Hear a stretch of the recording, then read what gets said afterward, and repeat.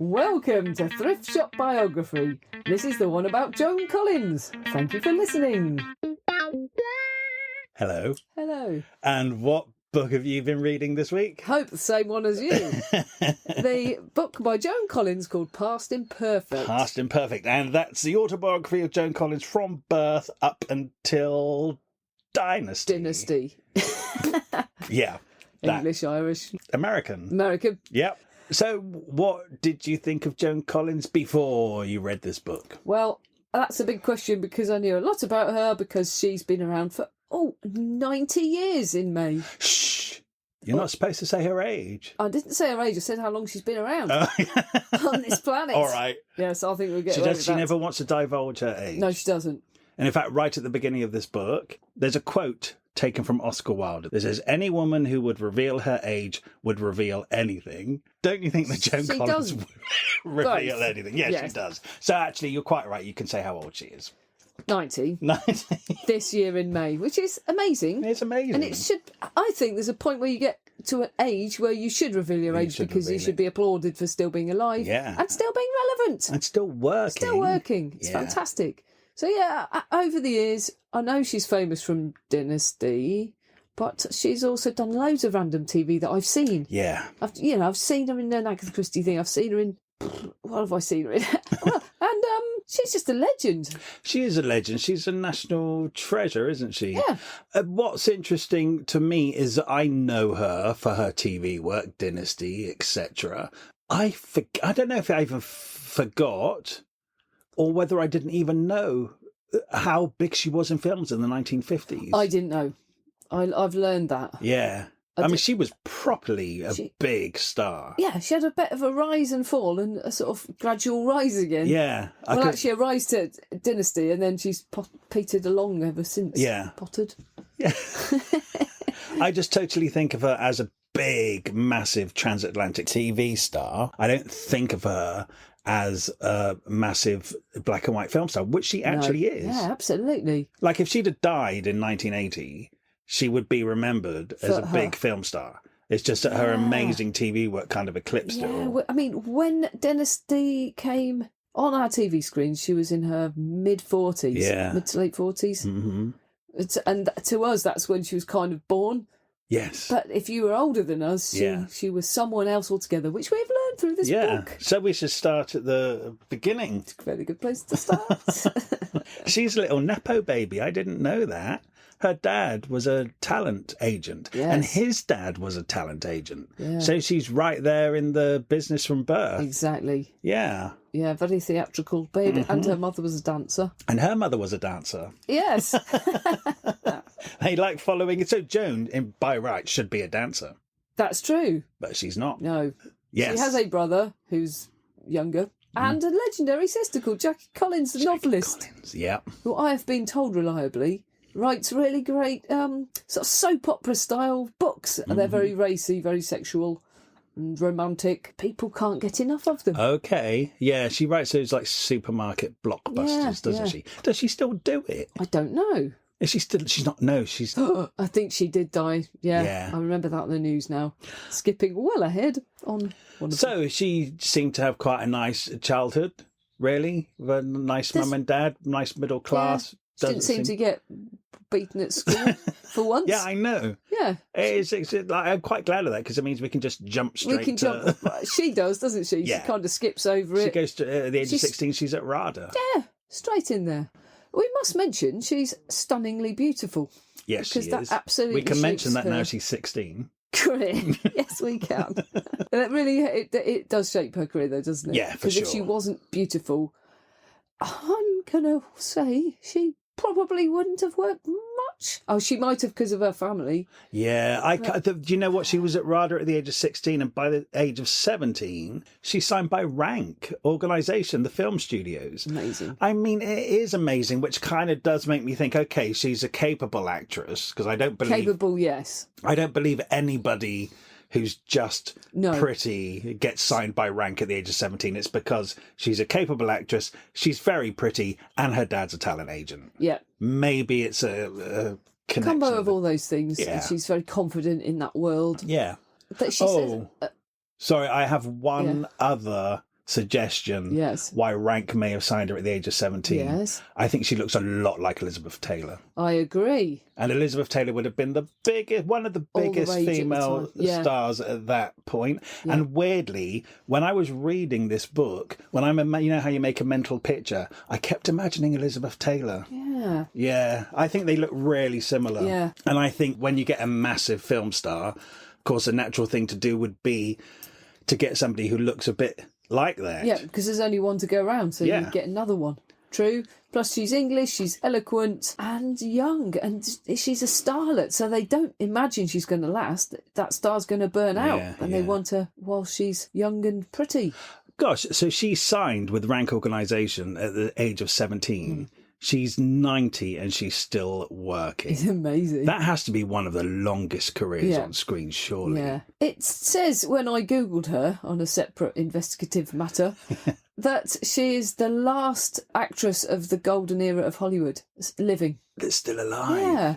I don't know if that's statistically true, but of the legends of her time. Yeah. I guess because when that golden age of Hollywood, she probably come in at the end as a 17-year-old, whereas the others would be older, like probably. Betty Davis and all that. They can't be alive. If Joan Collins is 90, they would be 110. Yeah, that's right. Yeah. She's probably the last link to that age, isn't she? Living link. Amazing. And I forget she was part of the golden era of Hollywood because of Dynasty, basically. Yeah. Yeah, that's true, because it resurrected her. Anyway, but it's a long life to get there. It's a long life to get there, and it was not all rosy. She didn't stay on top for 68 years. No. I can't do maths. How many? No. 73? She's had a full life. She sure has. She's at drama school. See, at drama school, they were saying to her she's got quite a weak voice. Okay. And they were criticising her because they were training her for theatre, right? Yeah. And I think that's probably true. Even though she did some theatre, it's TV that she made her name in film, isn't it? So I think she probably was better suited, but it was looked down on then at the time. She had to lie to RADA and say she was just making some pocket money. To be fair, she was. Yeah. She was on so little money. I think Charlie Chaplin was making 10 times that in 1901. I mean, he was, wasn't he? Do you know what's amazing, talking of Charlie Chaplin, is this Joan Collins autobiography basically has everybody else from all the books we've read so far in it at some point. Packed full of interesting people, this book. Yeah, I loved it. And I'll tell you what else it's everything you want from an autobiography. It's a showbiz autobiography. They're all in there. It's a story of when she started right through to like her renaissance in her career. Yeah, the struggles, the highs, the lows, everything. So she's 17 at Rank Studios. The lows come pretty fast now. Yeah, well, early on. I tell you what else is as important in this book as the films is the men. Well, she spends as much time talking. Her relationships are as important to her as her work. Yeah. So let's just get this over with. Is she already? It's kind of the worst part of the book is now. I'm shocked. Me too. It's horrible. All right, let's just get this how over old with. is she? Brace yourselves. Is she like 17, she's 18? 17. And she's with Rank, or is she at RADA still? Okay. She makes a film. She's making a film with this bloke called Lawrence Harvey, who's an older actor. Mm-hmm. I imagine he's probably a bit of a name at the time because he's actually got a living partner who's a character actress who's quite well known as well, who I'd never heard of. And he's taken her under his wing, and she's got a massive crush on him. She wants him to be the first person she sleeps with. He's not having it. He's like, no, I'm too old for you.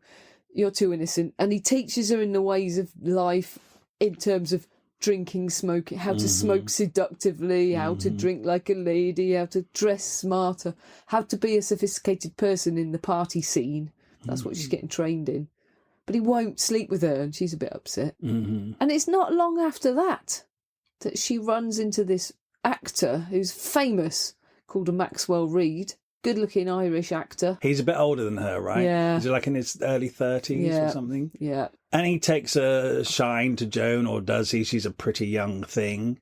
And he starts just like whining and dining her, taking her out in his flash car. No, the first thing he does. Is that the first night? The first date they went on. They meet at a bar, and she's flirting with him. She can't believe she's met her hero because he was a pin-up to her. Yeah. And he phones her at the studio the next day. She doesn't know how he got the number. Right. And he asks her to go out with him that evening. She's so excited. She waits Bayswater, I think it is. I don't know why, 'cause I can picture it. He's 20 minutes late, turns up in this amazing car. She spent hours working out what to wear. My heart is sinking. I'm only already. 17, I'm a virgin, I'm so innocent. I don't know anything. I'm going to be so boring to him. She says, how naive was I? He won't be interested in a virgin. Mine is too. It's awful. Anyway, he's driving around Hyde Park. She's like, oh, he'll know all the hot spots. He'll take me to a lovely restaurant or maybe a club. He pulls up outside a big house. Oh, it must be one of those private clubs. Goes upstairs. How come he's got a key to this private club? Goes in. Heart sinks. It's his flat. Oh, no. I'm in danger now. Mother said, be careful. How do I get out of this without looking rude? Well, he mixed me a drink. I'll just have this drink and then I'll probably say I've got to go. He spiked the drink. Yeah. She passes out. She wakes up to being raped. She passes out again, wakes up to being raped again, passes out again. Oh, it's that bad. Wakes up, throws up. Then she comes around, her clothes are ripped, her stockings are ripped. She's trying to get out of there. Oh, God, it's horrendous. I was shocked reading this. Yeah, it's appalling. That's her first time. Yeah. And then he phones her. Oh, he says to her, oh, yeah, Lawrence Harvey told me that he hadn't had you, and he said he thinks you're a virgin, and I couldn't believe it, so I had to find out for myself. So he raped her. He drugged her and raped her when she was unconscious. There's no words to describe it. Yeah, I know.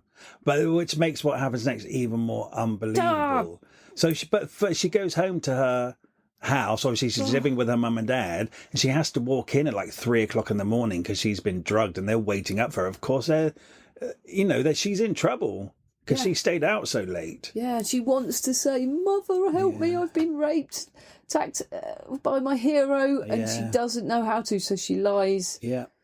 And doesn't tell anyone. I think she tells someone at the studio the next day, and she says, "What if you're pregnant?" And she's, "Oh, bloody hell, I hadn't even thought about that." Yeah. Doesn't actually say what she did about that, but she wasn't. Yeah. But anyway, then he phones again at the studio and says, "Will you come out for dinner with me tonight?" She says yes. Because she's so confused. Her explanations do work on me. It's 1950.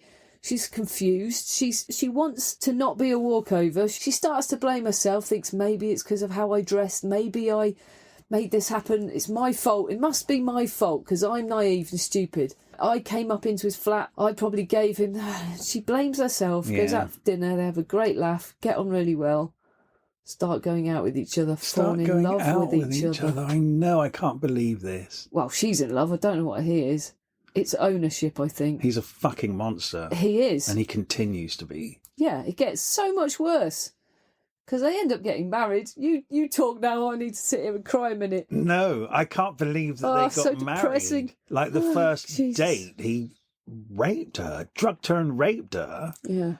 And then somehow she falls in love and they get married. I mean, it boggles the mind, but somehow at that moment in time, it made sense to her. Yeah. When you read it, it does make sense. Even though it's appalling and heartbreaking, it does make sense. Yeah. But it's so sad because then she's trapped. He marries her, he takes her on a honeymoon, hits her very hard and says, "You're mine now. You do what I tell you. Don't look at any other blokes unless they're ones I want you to look at." Didn't somebody warn her off of him when they said they were getting married? And she said somebody had told her he was a pimp, which kind of makes you think, okay, why would he be a pimp? He's a big famous actor. Why would he even need to be a pimp?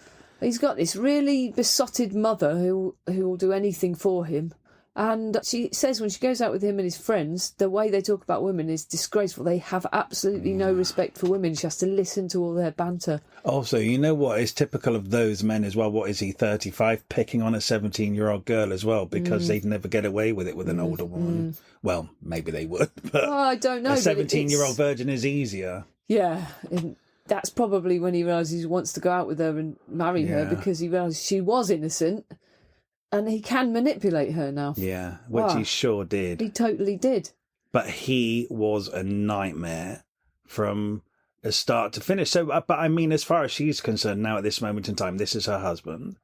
And she's getting work as an actress and she's getting in lots of British films and he's just there in the background. I think his career is kind of on the downward It may be, actually, right? yeah. And the papers are saying she's the new British hope. Yeah. She might go to Hollywood. She's beautiful. She's got promise. So she's making a name for herself in these low-key British movies. Yeah. I mean, she's with Rank Studios. What a great company to be working for. Yeah. And so for the next 3 or 4 years, she's in a number of films and she's getting noticed. It was when she did His Girl Friday. That was the film that kind of got her really noticed. She was Okay. on a desert island. George Cole was in it. It was a really good cast because they were stuck on this island. Her clothing disintegrated over the months. Yeah. So you couldn't help but notice that she was a very attractive woman. So that the film studio spotted this. She's very shapely, boobs, no waist. I mean, the perfect shape. So she gets swept away to Hollywood. By Warner Brothers, right? They put her in Yes. Land of the Pharaohs. Is that Yes. her kind of first? Yes, and this got her away from her marriage, of course, Right. which was genius, because at this point, Yeah, but he's still insanely jealous of her for a number of reasons. yes, he is. But what finished it and made her able to move away to Hollywood is him trying to pimp her out to a sheikh, an Arab sheikh, for 10 grand just for one night. Yeah. You see, so he was a pimp. She was Yeah. warned he was a pimp. I thought, when I read that, I thought, how weird that he would even need to be a pimp. He actually was. He was pimping out at a higher level. Yeah. He was pimping 10 out grand for one actresses. night, and he was really trying to persuade her. Yeah. And she yelled right in the middle of this Yeah. club. And she went home and got taken back in with her family. Because she's got this daddy thing, it does need mentioning, because she keeps saying that her dad really loved her until her sister or her younger brother was born. Right. And he just sort of went off her. Mm-hmm. And I don't know why. Oh, you know what? It's Hmm? a repeat of what was in the Jane Fonda book. It was when when her brother was born, the Oh. dad finally had a son. So the Yes, dad dotes on the daughter. True. And then when the son is born, the dad transfers it to the son. So Joan became quite the little boy, as Jane Fonda did, That's to try and get true. her dad's affection. Yes. But she's chased her dad in her partners ever since. And she admits that in this book. Oh, God, you're so right. We should be psychological experts by now, because that's exactly what happens. She says it a lot. But she goes after the men that don't want her Yeah. to try to make them want her, Yeah. to make it right with her dad. And how does that work out, Joan It doesn't Collins? work out very well, does it? And it's something you can get stuck in, a repetition pattern. She had loads of therapy and she worked this out and she kept doing it. So she's free. She's off. This has set her off on her path now. She's She's nothing signed to 20th Century Fox in America. Yeah. I mean, how amazing is that? Straight from RADA, straight to Rank for a few films, and now she's already in Hollywood with 20th Century Fox. She signed a 7-year contract. And is it the first film where she hooks up with Sidney Yes, Chaplin, it son is. of Charlie Chaplin? Son of Charlie I Chaplin. love how they're all coming into this autobiography. Yeah, it's amazing. It's really weird because at first I thought it was his brother Sidney Chaplin. Right. I was thinking, oh, he's quite old. Oh my God, they named the kids the same. Mm-hmm. Says, yeah, young Sidney. And it's exactly what she needed, a complete laugh. Ah, it sounded great. Yeah, they're crying with laughter all day on the film Yeah. set to the point where they're getting in trouble for it.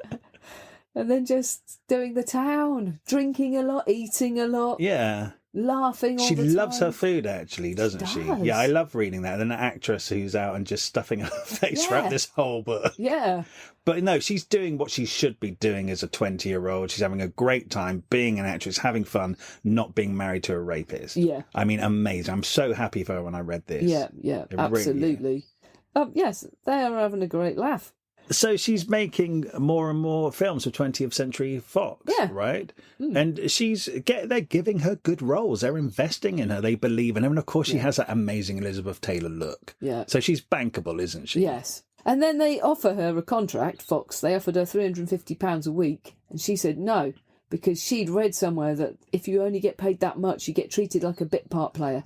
Whereas if you charge £1,250 a week, They'll use you. yeah, they to think get you're the more money important. out of you. Yes. That's so interesting. Yeah. I wonder how she figured that out, or who. She'd read it somewhere, she says. That's very clever. Yeah. That's knowing your worth, Yeah. isn't it? Yeah. That's amazing. So because they're paying more for her, they need to get the investment back. So they give her Exactly. better roles. Yeah. Oh, I love that. She didn't really care if it worked or not because she was so besotted with Charlie. Oh, Sydney. Son, Sydney, that she wanted to be with him. So it's always been this balance with work and men.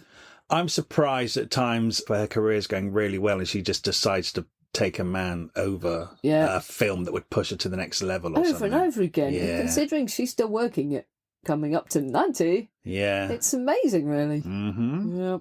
So then she gets a number of films, and she gets A Girl in the Red Velvet Swing, which is a lead role, right? She's done supporting roles or shared billing and stuff, but now she's actually the title role of the Girl in the Red Velvet Swing. She is. Right? Oh, she's done a film with Betty Davis as well. The Virgin Queen. Yes. Yes. And she's completely intimidated by Betty Davis. I think everybody is. Yeah. I don't think she mentioned Joan Collins in her book, did she? She mentioned her for the Night Later. of a Thousand. I don't think she mentioned she was Not in that the film. Virgin Not Queen. at all. Yeah, no. Anyway, so this Girl in the Red Velvet Swing. Which I think was supposed to be a vehicle for Marilyn Monroe.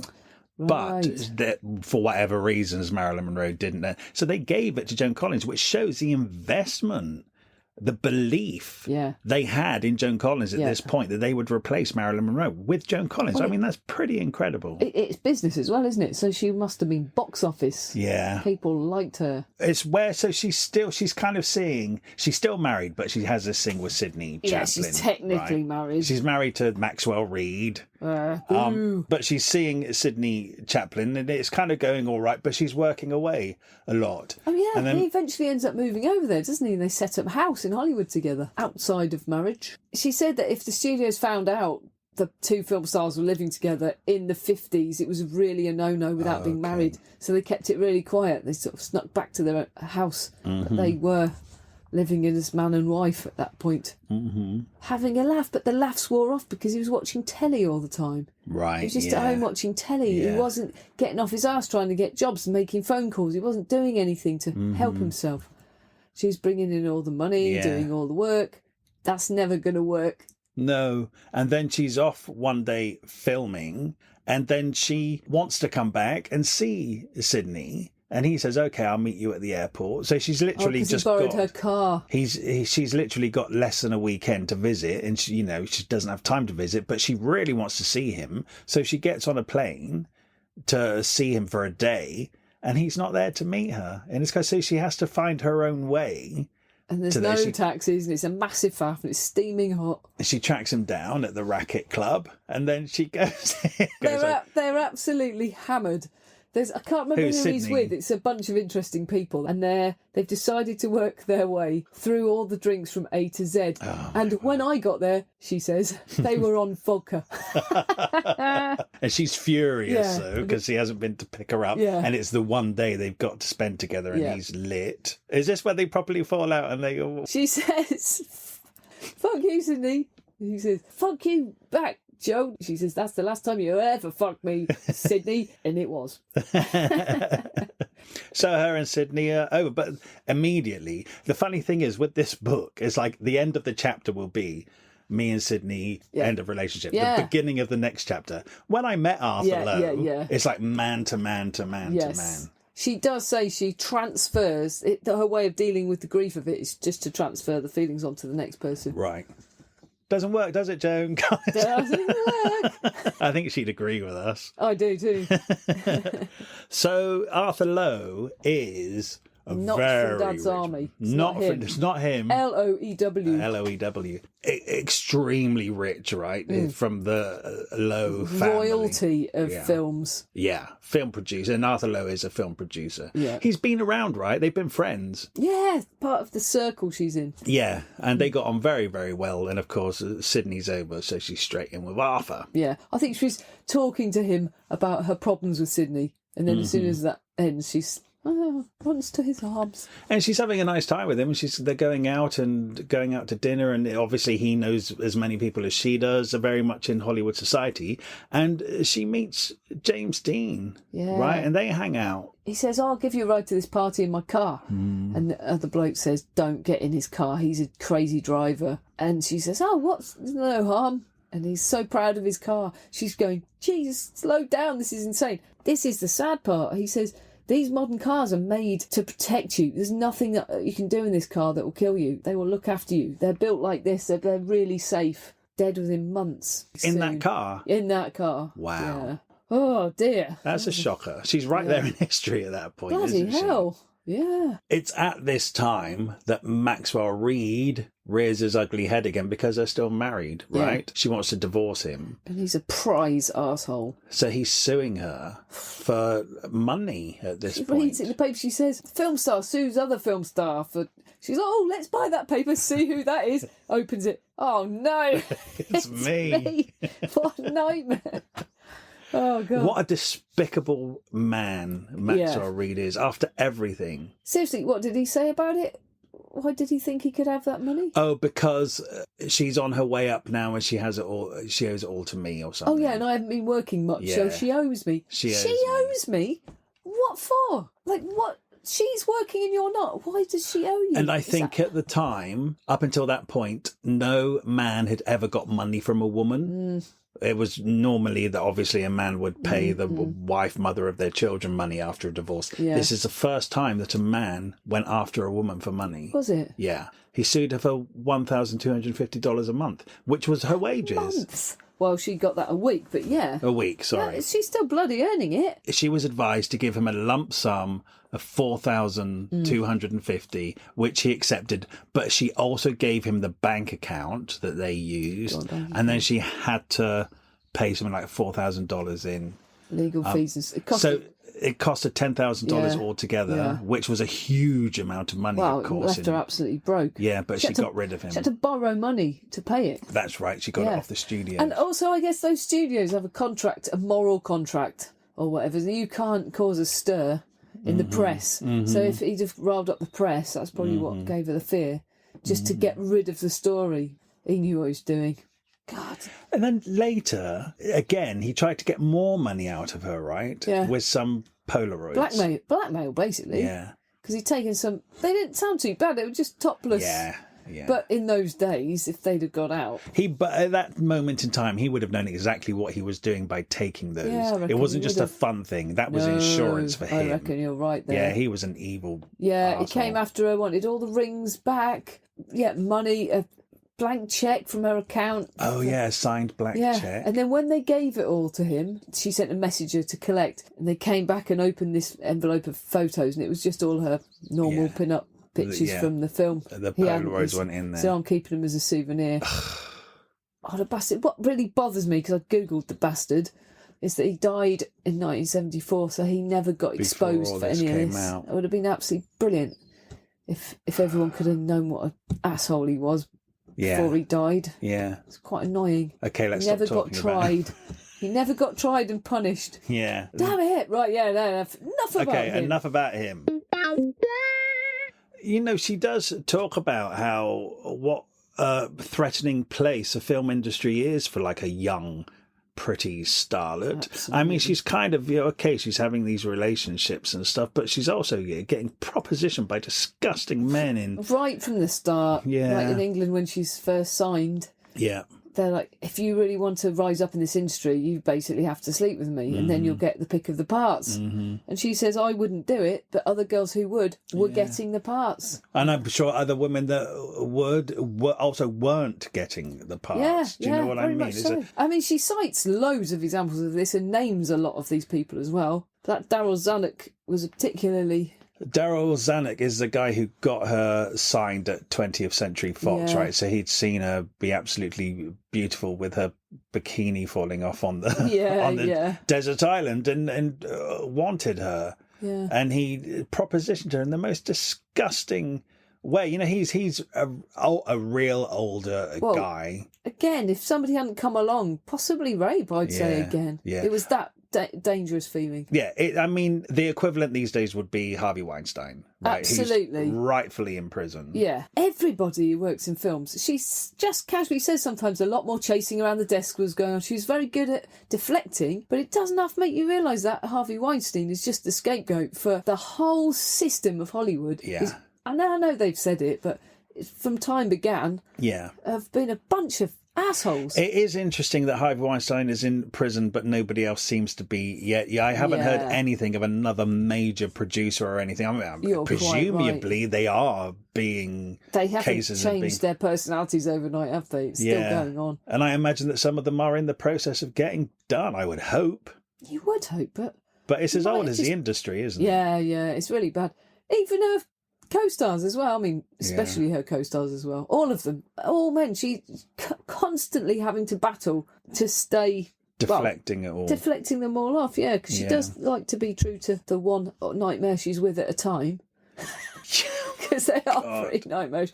I think Sid Chaplin is the most fun so far. It just went a bit sour, but he sounds he didn't great. seem to abuse her. He didn't. Oh my God. Nice.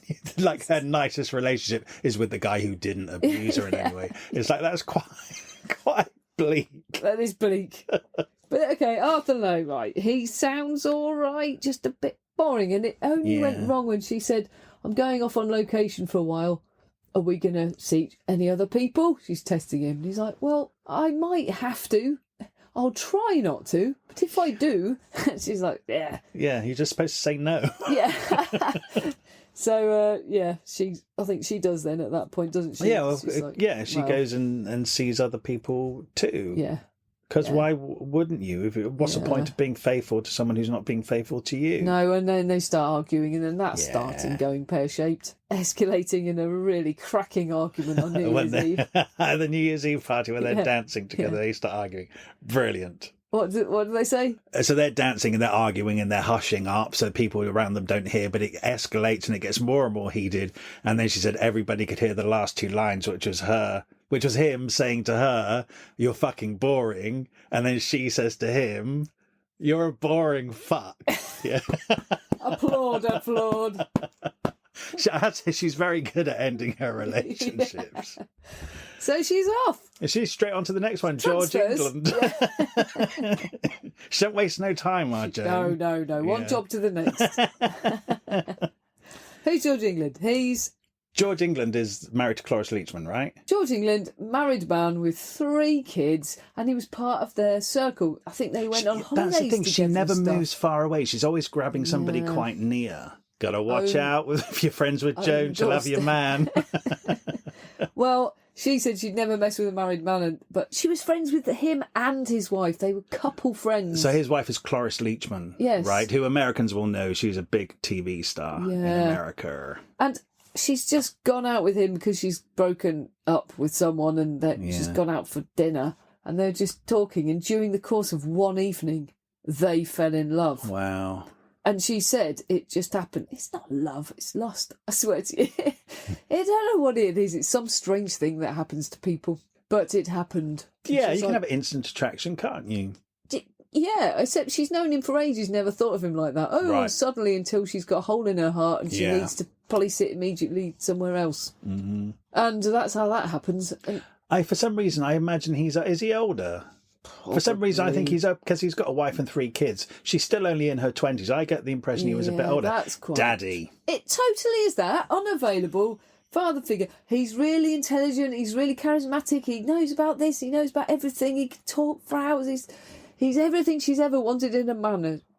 Fortunately, unavailable. But that doesn't stop her and she becomes his other woman. She's totally in love, and she says it's the most miserable time of her life. Well, I think she's very honest in this, and she comes across as a bit of a bunny boiler, to be honest. That's not just a little bit. But that love can drive you mad, you know. Yeah, it sure can. Yeah. Well, in all fairness to her, he is constantly telling her that he's separating from his wife and it's not going to be much longer, and he never actually does. Yeah, I'm coming round, but then he's 3 hours later, he's not coming at all, and she has to stay at home waiting for the call. Oh, yeah, that's awful. She didn't have mobile phones. Yeah, she's really putting her life on hold. She really has. And she does say when they used to hang out as a couple pals, they used to argue all the time. So she did witness that. The husband and wife, okay. Yeah. Mm-hmm. So she must have rationalised it in her head. Then, it gets messy. He's saying, I'm sleeping in a different room, in the spare room, and she's saying, hang on a minute, there isn't a spare room. She drives over there. Yeah, she's stalking. She's sitting outside his house in her car and working out how many rooms they need to have 3 kids in, and then she realises, there isn't separate rooms. Yeah. They're sleeping together. Yeah, so then she confronts him, and he breaks down and says, actually, she's pregnant. Oh, my God. And then she says, oh, my God, my boyfriend is having an affair with his wife.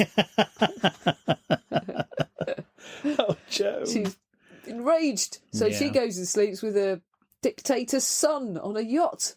to yes. make it even. Fixed up by Zsa Zsa Gabor. Yeah. Who seems to know a lot of very wealthy men. Yeah, I mean, that's a bit of pimp behaviour, isn't it? Yeah, for sure. Oh, no, he really likes you. He wants to meet you. Yeah, you have to fly here, though. It'll be fine. And he's whining and dining her on the yacht, and then she's drunk, and then she stays the night, and then he gives her a $10,000 necklace, which gets her in a lot of trouble later. Yeah, I mean... That's high-class prostitution. She's pimped herself out. I'm glad you said that and not me. Zsa Zsa Gabor has pimped her friend out. Zsa Zsa Gabor pimped out Joan Collins. Yeah, what did, do you think because Zsa Zsa Gabor got anything out of it? Well, do you remember? It said at some point in the press all these women had got all these necklaces. Oh, yeah. There's a few of them. Wow. Yeah.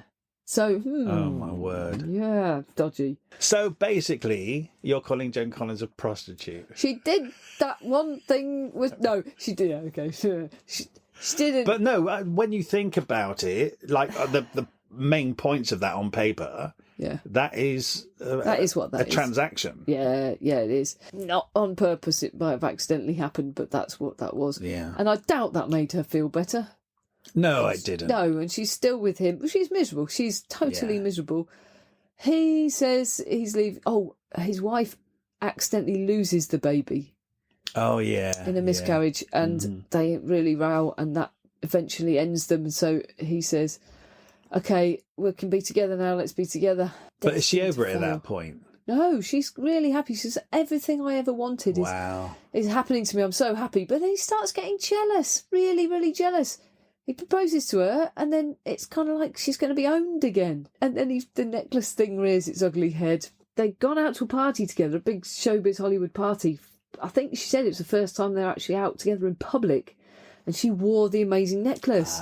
And a friend of hers who was really drunk came over and went, oh, isn't that necklace that dictator's son gave you? She went, no. And obviously her face probably gave it away. She's like, yeah, I'm sure it is. You just described it to me just like that.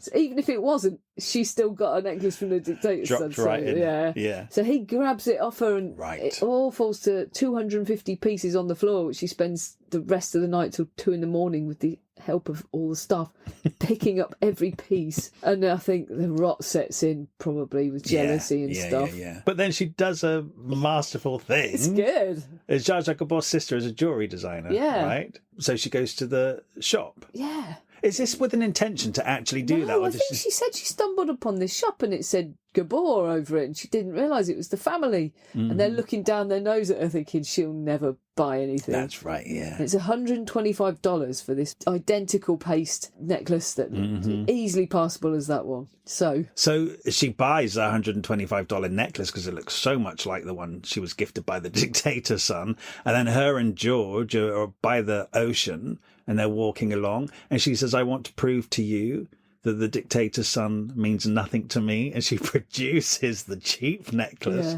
and tosses it into the ocean. Yeah.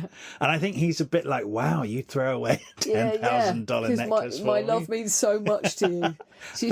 That's a genius. Yeah, it's really good. It's a scene from a film.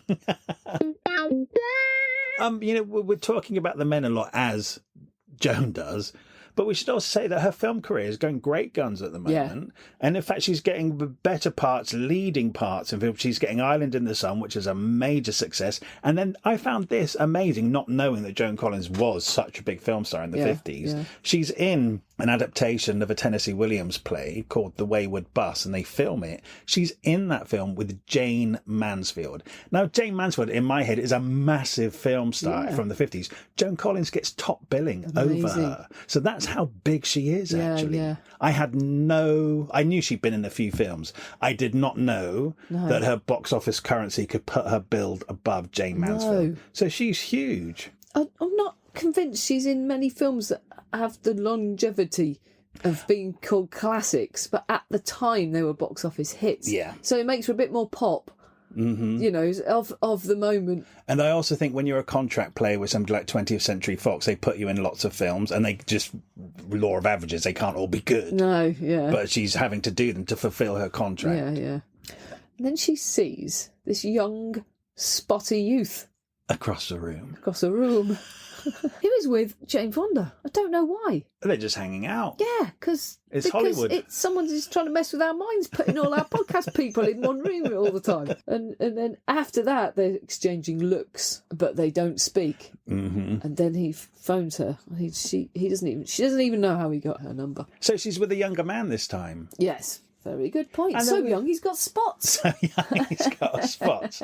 Again, she does this thing, doesn't she? Like with Sidney Chaplin. Yeah. She'll have these awful long-term relationships with misery. older men. Then she has and then loads she of can't fun. have like a bit of a fling with a younger That's chap, what with you somebody do. her own age. You eat a roast, then you have So treacle pudding. Why does she not learn then to stick with these guys at her own age and just have fun with them? She's always going, oh, daddy.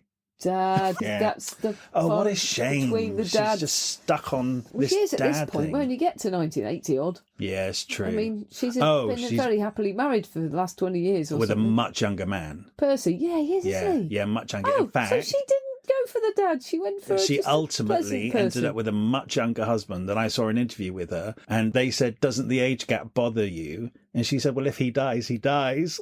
Hey. So Warren Beatty. Yeah. Well, he's very sexually charged. Yes. That comes across whenever Yes. you read about Warren Beatty. She Yeah. gets exhausted very fast. She has to go and take jobs just to have a break. I think her friends are kind of saying to her, "Joan, what are you doing Yeah. with this young guy?" Because he's not a famous actor Yeah. at this point. He's never just- going to make any money. I guess she sees the potential. Yeah. Yeah, and she watches, over the next 2 years, him bloom into a well-employed person and a very attractive to women. But man. also, let's not forget his association with Joan Collins is very helpful to him in his career because he's getting photographed with her. Absolutely. And it will say, okay, he's the younger brother of Shirley MacLaine, But which he has some becomes currency. famous, yeah. But Joan Collins is getting him in the society pages That's very a lot. true.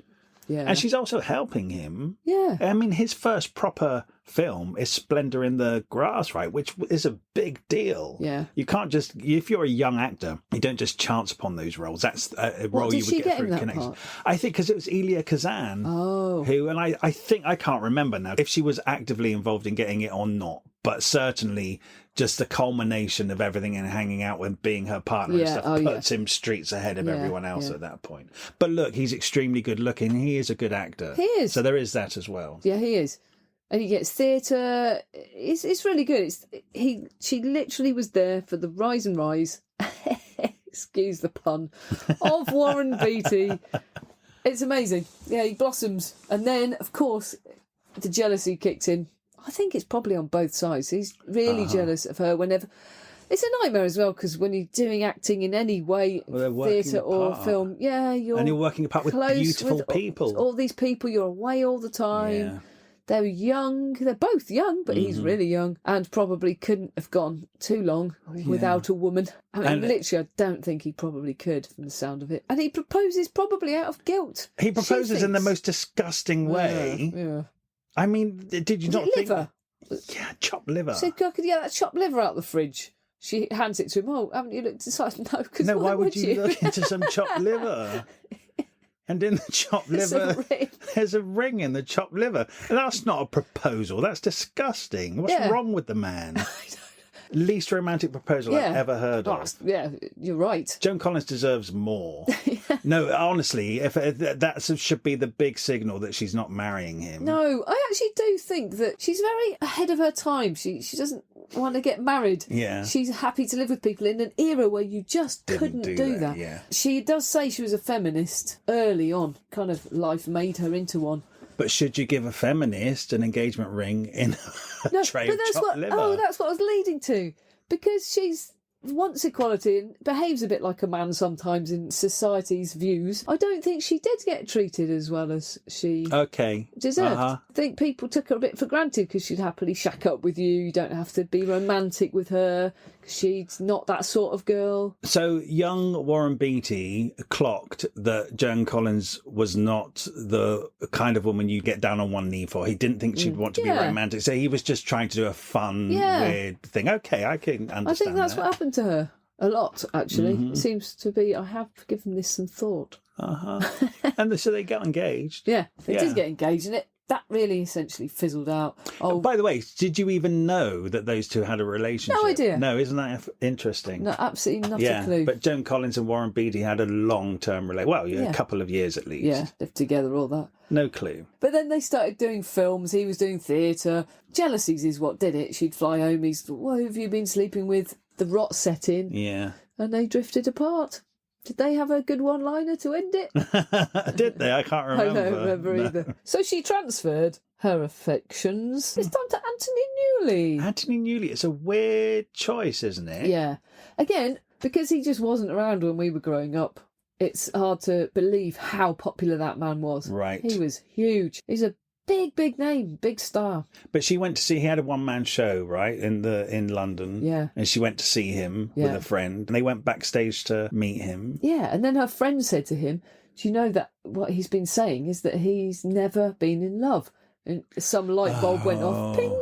He's never been in love. I bet I could make him fall in love with me. Massive mistake. Oh, it's a red flag, isn't it? Immediately. Yeah. I mean, she says it years later in this book. She says the clue was that was the wrong thing for me to have gone after, hearing those words and thinking I could change that person. I couldn't change him. And 2 people were born out of that, and a lot of all sorts of adventures came out of that. It's a real weird psychology that a friend is basically saying to you, don't go out with that person. Yeah. And the complete reaction is that I'm going to go out with that person and make it work. Yeah, that's just... So she's with him for a while. They have 2 kids, right? And going backwards and forwards between England and America, because then his career kind of goes over to America. Yeah. There's a bit at the beginning of the 60s where like Terence Stamp and all the English actors, Peter Sellers, are becoming big in Hollywood. And Anthony Newley kind of rides on that. And he takes his show to America, which the critics don't like, but the punters love it. Yeah. So he's getting a career over there. Joan, really, when she's in a relationship with someone who invariably tend to be performers or actors, she does kind of puts their career first, and she'll move to where they're working. Yeah. But apart from when she takes a job and goes off on location to do it, I guess the whole big move goes where the man is. Yeah. With the kids and the schools and stuff. And once they're settled, if she gets a location somewhere, she's off. Yeah. Yeah, okay. By the way, the whole thing that we often say, is she a good mother? Well, she paints herself as a good mother, because there's this time they go to St. Moritz and she's talking about how she's breastfeeding and she's got the babies, and everyone's saying, I can't believe it, Joan, you're the only woman who actually looks after her own children. We all get maids. And you just realise that in those circles, no one raises their own children. She's being a freak. And you think, wow, she's really doing it right. But then she says, I stopped breastfeeding after 3 months and went off on location or whatever. And I did Google her son, called Sasha Newley. He's written a autobiography. Has he? And it's called Unattended Minor. So he's basically saying she's an absent mother. Absolutely. No. It's no lifeguard on duty all over again. Wow. And that's obviously the main point of his whole story, is that he didn't have any. He felt neglected as a kid. Well, his dad's a nutter. Anthony Newley. I mean, he's rock and roll, actually. Yeah. He really is. I mean, they're living with him. Oh, my goodness. For a while. Yeah, because Joan says in this book that the kids opt to go and live with Anthony Newley. Because she's moving around all the time or not there. And there was another story about they had a favourite nanny.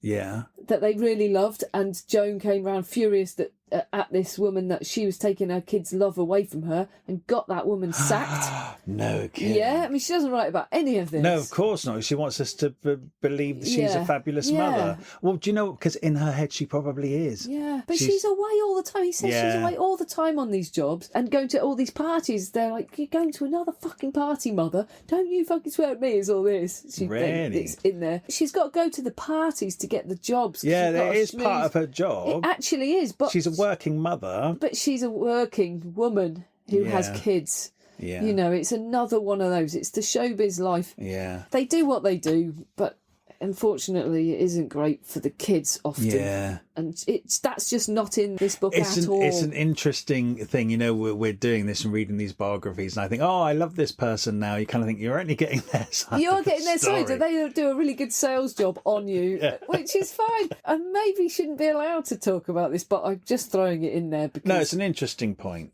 Yeah. She doesn't mention it, but what she does mention is the third kid she has, which is a bit of a leap ahead, but she says at the end, I get on with all of my kids. I love all my kids, but particularly Katie.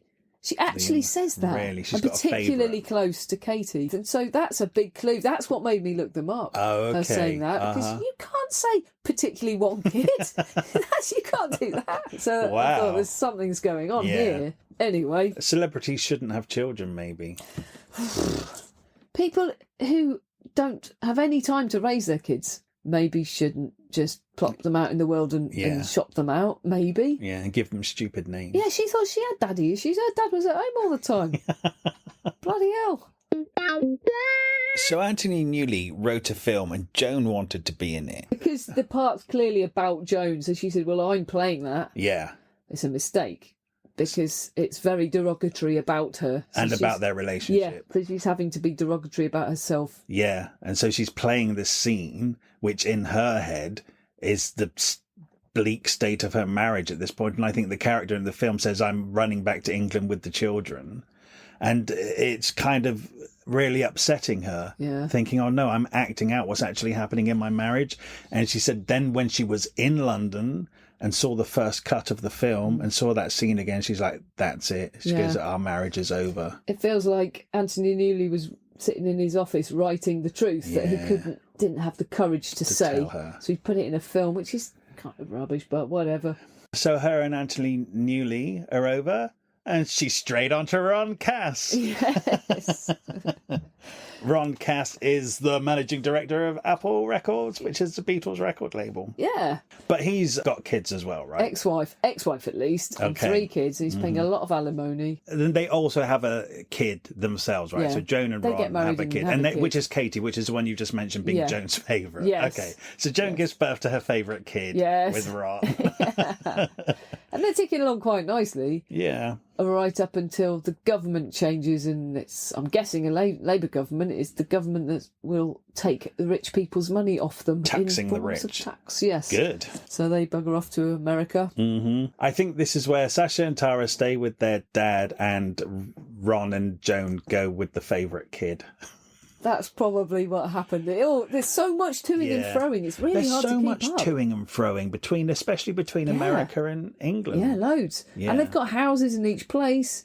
So they are stretching themselves a bit financially. They sure are, and their money is becoming a problem. Yeah. Ron takes a job, right? A new media company with this guy called Edgar, who says to Joan Collins, oh, it's my son's 21st birthday. Can you throw him a massive bash in your house in the Hollywood or Los Angeles or whatever? And she does it, and it costs a lot of money.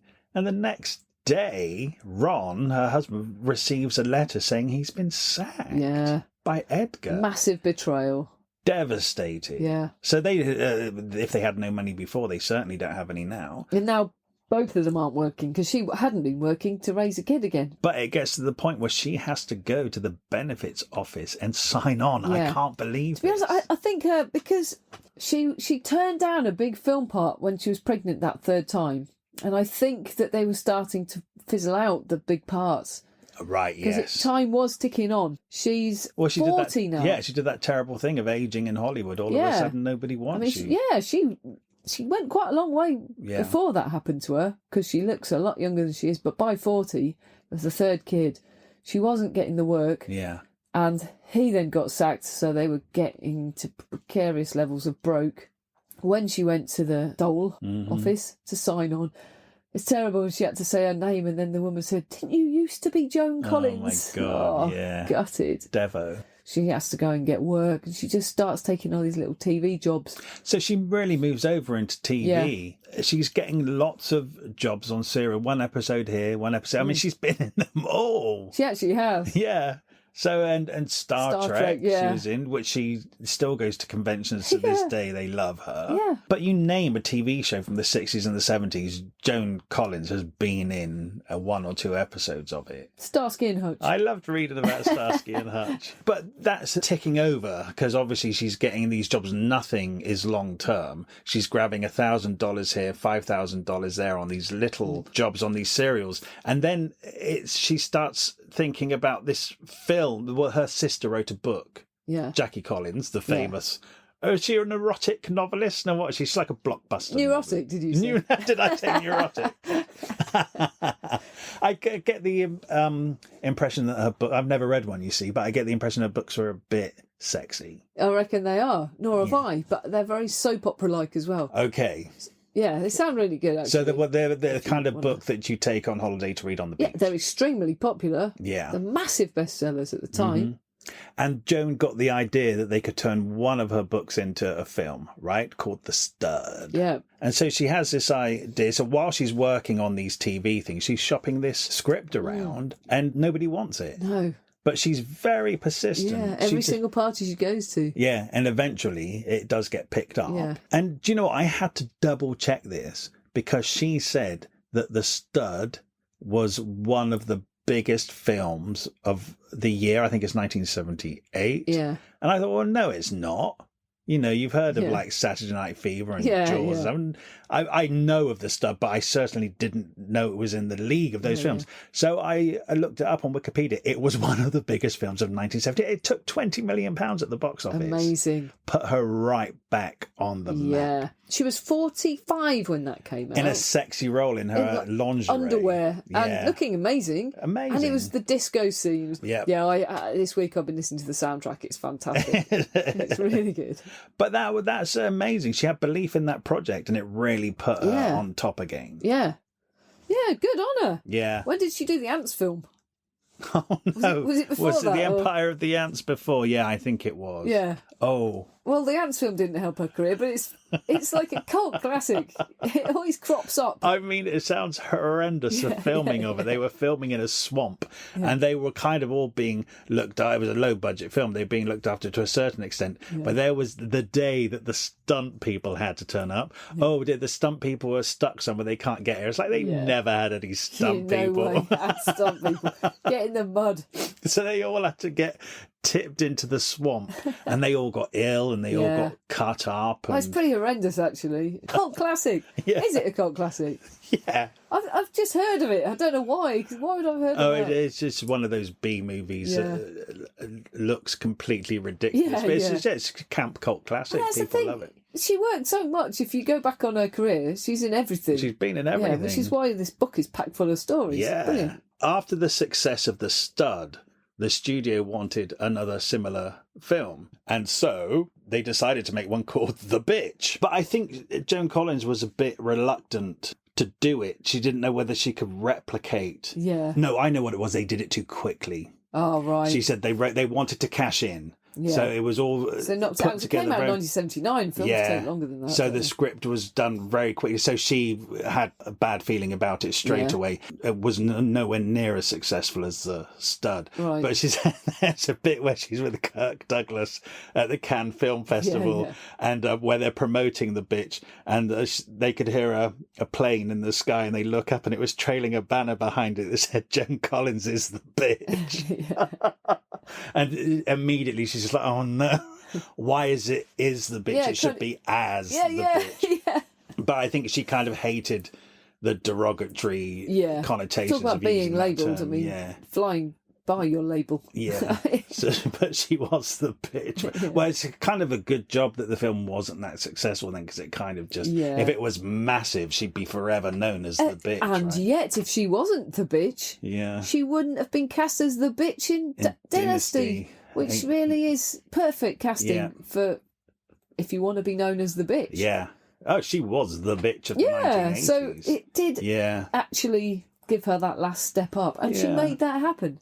She made her last big step. That's how we know her. So I was so interesting to read this book because I had no idea she had this massive film career in the golden era of Hollywood. I basically knew her from Dynasty. She was a TV star. So it's also amazing that she's had these two careers. It's like she had the massive film career with its ups and downs, but ultimately it was fizzling out. And then she managed to get back in through TV and become the biggest thing on the planet again. I loved it. Did you love this book? It's an amazing book. Yeah. Yeah, it was a tell-all. It's interesting. Revelations. Yeah, somebody that we think so well and has always been there throughout our lives, so famous. It's like discovering a whole new side of them, reading about these films and stuff. Yeah, and do you know what? Hollywood. I knew she was born into a theatrical family, so I didn't think she'd struggled at all. So going straight in with that, we won't mention his name again. I was like, wow, okay, you've been through it. Yeah. You've really been through it. In one sense, I would say career-wise, she didn't really... her struggle came in the middle, where she got too old for Hollywood. Oh, yeah, that struggle. Yeah. Just the personal struggle. No, that's what I'm saying, yeah. So it's interesting to know that she didn't struggle in one respect, but it was her personal relationships in which she really struggled. Yeah. She's lived. You can't say she hasn't, but you didn't. And you won't, because she has. She's lived. She's lived.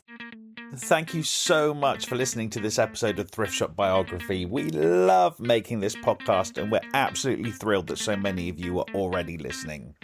We're new to this and you could really help us out by leaving us a review somewhere, wherever you listen to this podcast.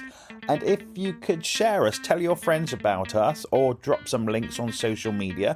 We have a Facebook page called Thrift Shop Biography, so make sure you come over there to hear about the episodes first and what else we're up to. Okay, see you next week. And if you're new here, there are loads more episodes now to go and listen in the back catalogue, so make sure you go and enjoy them. Okay, thank you very much.